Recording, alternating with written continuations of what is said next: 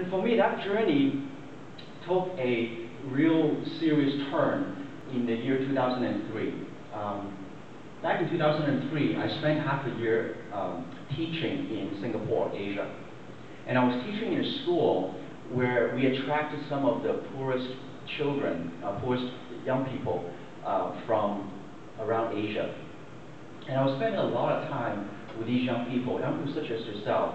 I remember one of my students who came from, where did he come from? Burma, was it? Yeah. And he was telling me that, he literally grew up on a garbage heap. That his hut, or the hut that his family lived in, was literally on top of a heap of garbage. And every day, looking for food meant going out and hunting through garbage to look for some scraps that they could eat. And I would hear story after story after story from my students. And in the middle of that trip, I had an opportunity to visit Thailand. And we went to Bangkok. How many of you ever been to Bangkok? Okay, one of you. Anyone else? Okay, for those of you, drink the water here. If you've been to Bangkok, or if you go to Bangkok today, you can relate to what I'm about to tell you. The tension and the difference between the wealthy and the poor is so great that it just blows your mind. Bangkok is one of those places. If you go to Bangkok, the first thing you would see is that the streets are literally filled with people begging for a living. Like you have to work hard to navigate your way down the sidewalks because it's all occupied by people just having a hand up, begging for a living. And I remember when I was in Bangkok, one night after supper, I was out for a stroll with my wife Anna, and it was a hot night, and we walked for about half an hour, and we got a little tired, so we sat down on the front steps of this beautiful hotel. I mean, like amazing, beautiful, modern looking. It's like a palace. White marbles everywhere, and all the staff were like crisp uniform, and I mean, you walk in there, you feel like you're a head of state or something. And so we were sitting on the front step of this hotel, and I was looking out in front of me, and it was a sea of poverty. I mean, like, just stretch out as far as your eyes could see. People who were living on the streets, begging for a living, just raising a hand to anyone who walked by to ask for some change. And to the back of me was this image, this sight of unbelievable wealth. And I remember I was sitting there, and every time the hotel door would open, it was a hot day, and this gush of air conditioning would come out and would cool my back, and I thought, it felt so good. and every time the door would open, I would hear the music coming from the inside. And one song came on that just made me froze in my tracks to really think about what was going on. And the song is this song.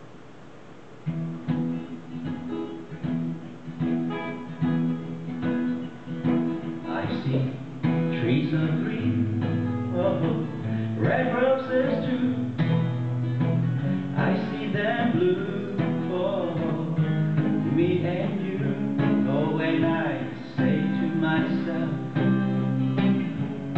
what a wonderful world.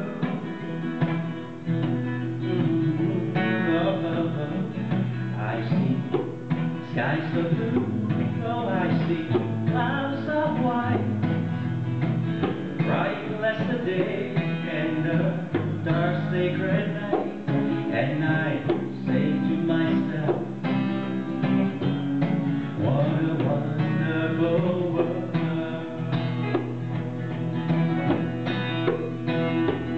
Oh, the colors of the rainbow, so pretty in the sky, are also on the faces of people passing by. I see friends shaking hands, saying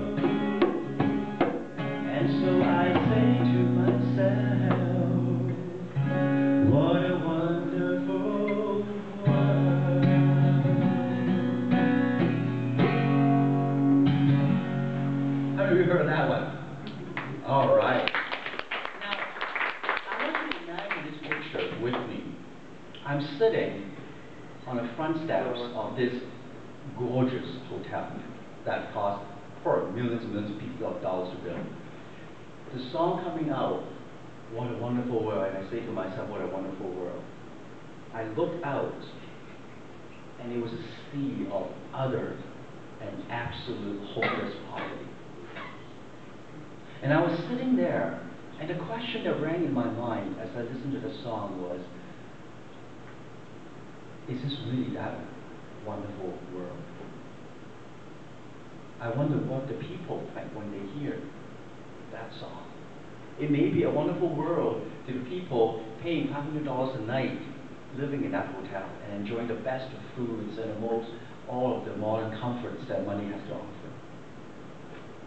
But what about the children begging for a living? I look at some of those children and they're not much older than my daughter, and I knew that for 99.99% of them, they would never get to go to school. They would never have a chance at a career. Most of them would end up in some sort of prostitute as a way of making money on the streets of Bangkok. And at that moment in time, something gripped my heart, and that is, that's not right. It is not fair. It is fundamentally unjust that a child, because she was born in a third world poor country, would never get the opportunity that my child would have. And it was at that point that I realized that, for you and I sitting in a room like this, and I admire you for what you're doing here, because you are trying to make a difference in this community. You are coming up with ideas. You're saying to yourself, you know what, I want to be better. I want to do more. I want to make a difference. And what I want to share with you tonight, before I get to the China trip, is simply this, that until and unless we have this conviction in our hearts that the world does not need our charity, the world needs us to motivate ourselves to do what is just and what is fair.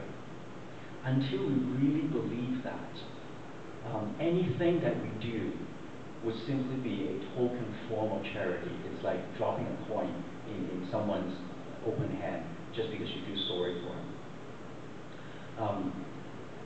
With that in mind, I want to show you a video of what we did or what happened in China because of the earthquake. It's about 6 or 7 minutes long, and after we finish showing the video, we're going to do a bit of wrapping up. So